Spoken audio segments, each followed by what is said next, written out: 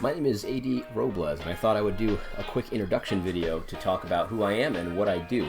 I am an elder at a small church in Vermont. Probably, if you go by the percentages, we're the most ethnically diverse church in Vermont. So I guess I got that going for me. But it's this 5-family type church, something like that. And I've got a co-elder as well, and it's great. I absolutely love it. I was converted shortly after the recession, the last recession, and I didn't go to seminary or anything like that. I took a few classes at Liberty, but I left New York City. That's where I was working at the time. I left New York City to come to Vermont to actually be an intern sort of thing, kind of like a pastoral training residency program with Jared C. Wilson. And after he left the church to do what he's doing currently, I actually took over preaching duties for about a year, and then we were sent out to plant a church in the neighboring city. And so that's my background, and so that's what I'm doing, and I started getting interested in the social justice movement after the Trump election. And so what I'm doing now is essentially trying to provide some kind of a response to the absolute colossal tsunami tidal wave of social justice warriors within Christianity. It seems like every day there's a new conference speaker, a new author who's coming out as a social justice warrior, and I think that this is a very dangerous thing. A lot of these guys seem to think that this is a biblical thing.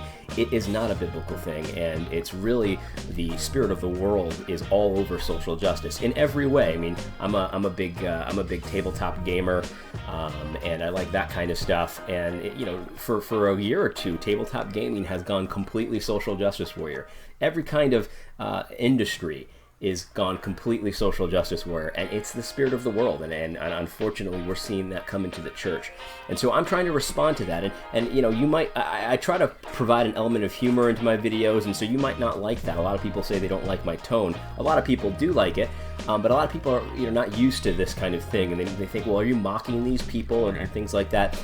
And the reality is that I'm not going to be swayed by sort of people that are trying to police my tone. And the reason why is because these social justice Christians are vicious. They're absolutely vicious.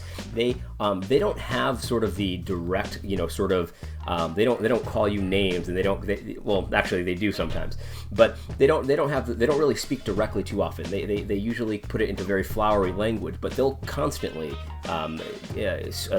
say that you're unregenerate, or that you're reprobate, or that you're an anathema. They're lobbing anathema bombs across the battlefield constantly, and it's vicious, and they'll do it to people they don't even know. I've seen many people that I respect very greatly call millions upon millions of white evangelicals unsaved because of their vote. And so what I see my role is I'm ready to go to war as well. I mean, I'm not throwing anathema bombs. I know a lot of you guys are, and I understand that. I understand when you see someone like the BD basically question the salvation of anyone who doesn't agree with his immigration policy. You see that and you're like, well, you're adding to the gospel, and then you're a heretic. I get why you do that. I'm not saying you shouldn't. I'm personally not choosing to do that. I'm sitting here, I'm not, if you're bringing anathema bombs to the fight, I've got my anathema bombs too. I'm just not going to throw them yet. And so I'm hoping that if we come at this with enough force, if we come at this with enough, I'm doing it with humor, but other people are doing it other ways, and I think that that's totally fine. I'm hoping that they'll stop. You know what I mean? I'm hoping that the Holy Spirit will convict them of their sin. When here's a perfect example. Dr. Eric Mason, in his talk, he's a good preacher, and in his talk at one point he says that black people who aren't woke, they're essentially black on the outside and Angloid on the inside. I mean, that's just an unbecoming thing for a pastor to say. It's insane. It's not correct. It's not true. It's not biblical, and it's just not charitable in any way. I want Pastor Eric Mason to be famous for saying that. I want him to be the Angloid guy, the one who said the Angloid thing.